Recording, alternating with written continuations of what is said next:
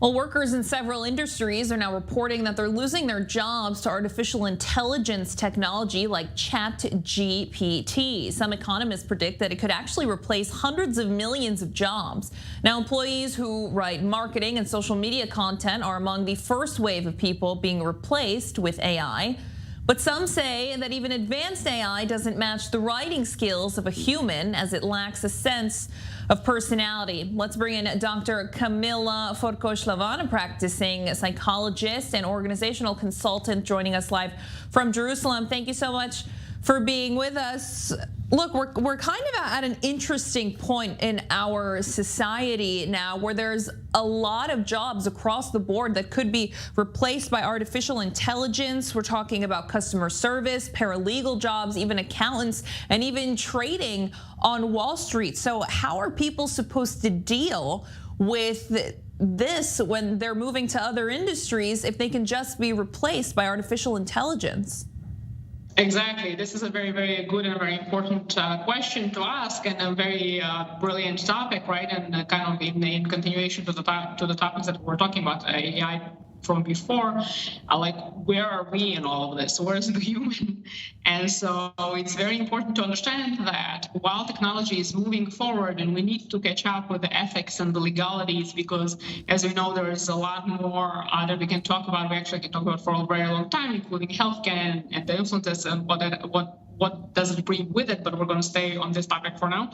And so we already know that, for more mundane kind of jobs, different technologies were already replacing humans for quite a while, as well as financial analysis and all kinds of things like that we're already a little bit more used to. I think what's happening right now, and a little bit kind of more in your face, if you will, is that technology in general, it's kind of multiplying itself exponentially. And right now we're actually seeing the effects not only in the more mundane kind of jobs where you're like folding something or something like that, but actually in the more intellectually stimulating areas like writing, right? Which we didn't think it would be replaced or not replaced just yet, and it's happening already right now. So we don't have a choice. We need to catch up, and we need to catch up. Universities need to catch up.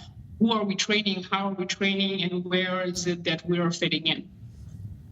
Well, look, there was an interesting piece in the Washington Post. There were people who had all sorts of jobs in marketing and writing, market research. And one of the individuals interviewed in that piece is actually now going to a trade school to learn how to fix air conditioners, to do plumbing, because these are jobs that certainly can't be replaced with artificial intelligence. So do employers, though, have a responsibility to employ people, or are they kind of at their own will to use this AI?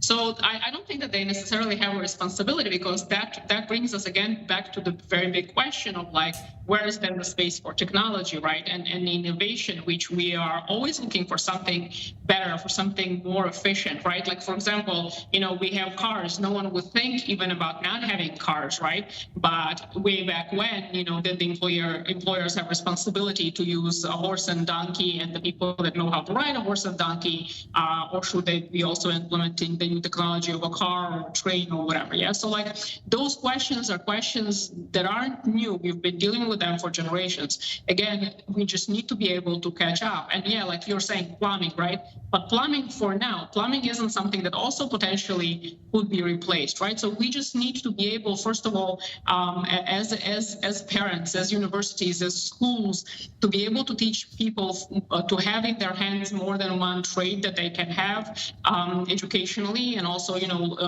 different kinds of options so a person has. And for sure, we need to be able to be very current. And the idea even of very current right now is something that's very dynamic and changing very, very quick, not the way it was even just a few years ago. Like 5-10 years ago, it was much slower than it is right now, just again, because it's the speed is so much greater. But I think that there's no need to panic. There's just need to like stop for a minute and be like, okay, what else can I learn? What else can I do? Where else is my niche that I can find? And ultimately, there always is. Just need to be able to if you're not sure where, go to somebody, career counseling, anything. There's definitely jobs, and there's plenty of them. We just need to be able to kind of be friends with technology. Dr. Kamila Forkosh Lavan joining us live from Jerusalem. Thank you. Thank you.